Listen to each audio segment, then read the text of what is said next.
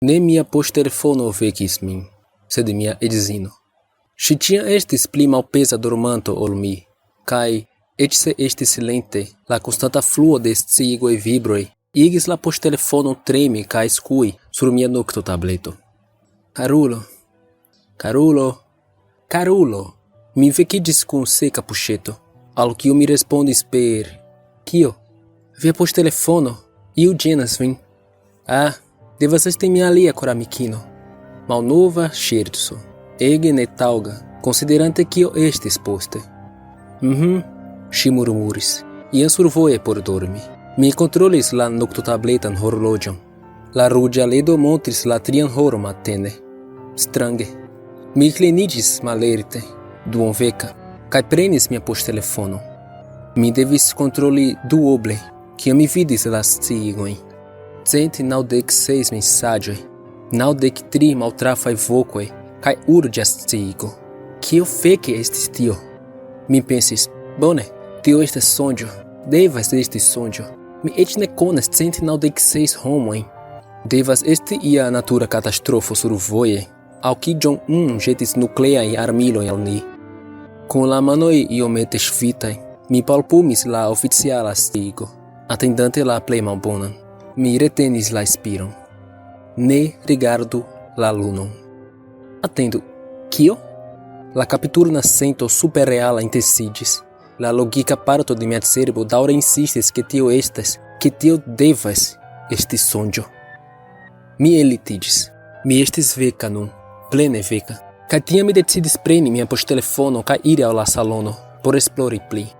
Ĵetante min sur la sofon, mi komencis rulumi la mesaĝojn. Interesse, mi murmuris al mi, rigardante la tekstojn. Neniu el ili el numeroj, kiujn mi konis. Iuj el ili eĉ ne estis telefonnumeroj. Surskriboj de nur 8 ciferaj nombroj, aŭ 6, aŭ 2.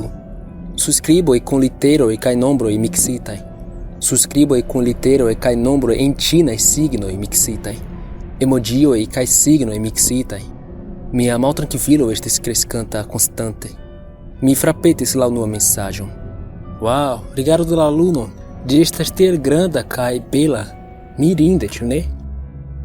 Nu, ok, mia cerbo respondis. Tio ne estas sonĝo, tio estas ŝerco. Iu ŝercas pri mi. Iu ŝercas pri mi per mia poŝtelefono. Mi scivolas ĉu mia edzino estas aranĝinta al ĉi tio. Mi frapetis la sekvan mesaĝon. Estas tiel bela nokto ĉi-vespere. Nu rigardu, la luno aspektas mirinda. Ĝi estas tiel granda. Rigardu la lunon. Wow, ĝi aspektas tiel bela. Rigardu, karulo. Io pri karulo tremigis mian spinon.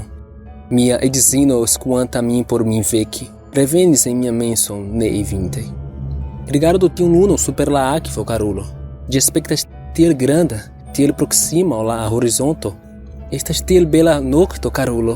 Rigardu, la luno estas mirinda. Kaj dum mi legis ĉi tion, mi rimarkis ke mi povis aŭdi voĉon paroli la vortojn. Silente, kvazaŭ ĝi venus de tre malproksime, ripetante, ĉirkaŭante unu la alian, malklariĝante kaj rapidiĝante, malrapidiĝante, misformiĝante. Rigardu la lunon, iru eksteren. Rigardu la lunon, iru eksteren. Estas bela nokto, iru rigardi la lunon.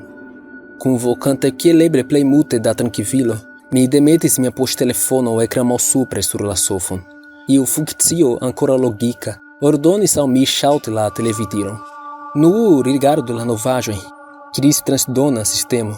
Jes, tio estas bona ideo. Mi ŝaltis. Estas la 3 matene kaj... Atendu. Certe pli ol 1 minuto pasis, sed ĝi diras la 3 matene. Ĝuste tie, ĉe la angulo de la ekrano. Ĝuste la 3 matene. Kaj kvankam estas noktmeze, estas prezentisto de la posttagmeza ĵurnalo. Kaj li rigardas min. Mi ĵuras ke li rigardas min. Kaj subite vidi la novaĵojn ŝajnis malbona ideo. Okcidente marbordaj loĝantoj estas averitataj ĉinokte ne rigardi la lunon. Aŭtoritatoj averitas ke rigardi la lunon povas detrui vian vivon kaj povus malkovri la teksaĵon de la realeco. Benjamino, ne rigardu la lunon. Mi premis la ŝaŭti malŝaŭti butono de la teleregilo denove, kaj la televidilo ŝaŭtiĝis. Mia koro provante batis sian vojon el mia brusto. Mi estis surpiede kaj reiris al mia dormoĉambro. Laŭ ia maniero, mi sciis antaŭ malfermi la pordon, ke mia edzino estus veka. Kaj ŝi estis. Ŝi sidantis, kun la vizaĝo lumigita de la poŝtelefona ekrano. Mi ne devintus diri al vi, ke vi rigardu la lunon, karulo. Mi tre bedaŭras. Atendu, kio? Ĉu ankaŭ vi okupiĝas pri ĉi tio? Kio okazas? Ŝi rigardis malsupren kaj komencis plori. Mi bedaŭras, karulo. Mi vere bedaŭras. Mi kuris kaj forte sidiĝis sur la liton, tuj antaŭ ŝi. Bedaŭras pro kio? Mi postulis, paniko ekregante min, dum mi kaptas ŝiajn ŝultrojn. Kial vi bedaŭras? Kio feke okazas? Kion vi bedaŭras? Ŝi ĉesis plori kaj ridetis. Ŝiaj okuloj estis fore, vitrecaj, preskaŭ robotaj. Wow, ŝi diris. Wow, karulo, estas tiel bela nokto ĉi-vespere. Nu rigardu la lunon. Mi forlasis mia edzinon kaj ekstaris. Mi marŝis trankvile, elirante la salonon, marŝante laŭ la koridoro kaj aŭ la malantaŭa pordo. Mi malfermis ĝin, sentante ke miaj brakoj kaj kruroj moviĝas memvole, kvazaŭ mi estis nur pasaĝero. Mi povis senti mian pulson ĉe miaj oreloj. Mi eliris en mian korton, klinis mian kapon al la ĉielo kaj rigardis la lunon. Kaj tiam mi rememoris. Mia Dio, mi rememoris. Venturante laŭ la marborda vojo, aŭ la sudo, hejmirante post longa nokto, ŝi estis laca. Ŝvito estis misfrominta ŝian perfekta hararanĝon, sed ŝi ankoraŭ aspektis radianta. La vizaĝo lumigita de la panelo kaj, kompreneble, de la luno. Ŝi estis kantinta tutkore ĉinokte, kaj la homamaso absorbis ĉion. Ĝi estis hela stelo ĉinokte, pendanta tie ekstere, ŝajnanta nur centimetrojn de la horizonto. La vizaĝo granda, ŝveliĝinta kaj plena de la luno, subironta. Wow, ŝi diris. Wow, karulo, estas tiel bela nokto ĉi-vespere. Nu rigardu la luno. Kaj mi faris. Mi deprenis miajn okulojn de la vojo kaj faris. Ŝi pravis, kompreneble. Ĝi estis belega. Kaj tiam mi aŭdis teruran sonon, kiel laŭta klako. Ni estis reversitaj, flugantaj senpeze. Kvazaŭ ni estis tiritaj de la luno en la eksterteron. La aŭto estis plena de strangaĵoj flosantaj tra la aero. Moneroj, plumĉapo, eĉ ŝia mikrofono flosis tien kareen. Mi donis lastan rigardon al ŝia vizaĝo. Mi ankoraŭ estis iranta de la mirinda beleco de la luno aŭ la ŝoko de la akcidento. Mi etendis la manon, sed sentis kvazaŭ ĝi trapasas ĝeleon. La luno plenigis la antaŭglacon. Ŝajnis fariĝi eĉ pli granda, pli hela. Ĝi igis la ĉielon blanka, la tutan mondon blanka. Mi iom ploris. Ne tion kion poste, sed iom. Vi scias la cetrajn. Mi diris kiam mi retrankviliĝis. Mi eliris el la komato, vekiĝis ĉi tie. La policistino rigardis min, kaj mi rimarkis ke ŝi luktas por teni sian vizaĝon senpasia. Ŝi fartis malbone por mi, sed ne volis.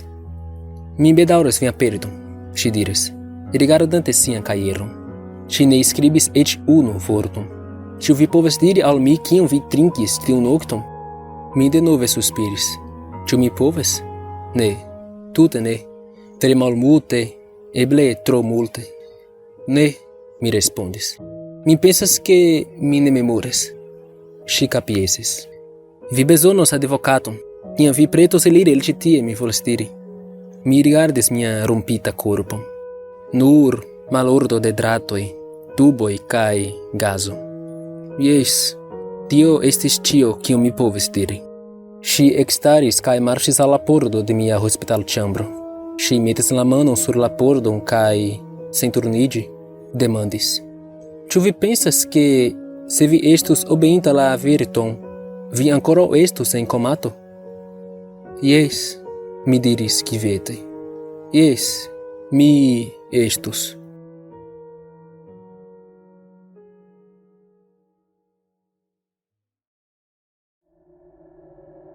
Saluton, mi estas Erikso. Vi venis ĝis ĉi tien, do la filmeto plaĉis al vi. Do, kiel vi ne lasas ŝaton nun? Ŝatu la filmeto, abonu la kanalo kun aktivigita sonorilo kaj aldone aliĝu al Patreon. Nur rememorigante ke tie vi vidas la kread-procedon de la filmetoj. Vi vidas tion kion mi planas fari, vi vidas la ideojn pri la kanalo, vi vidas kiel mi kreas la filmetojn. Mi iam eĉ montris kiel mi faras miniaturon de filmeto. Ne perdu ĉi tion, aliĝu nun kaj akompanu ĉion. Nu, jen la filmeto finiĝas. Ĝis poste.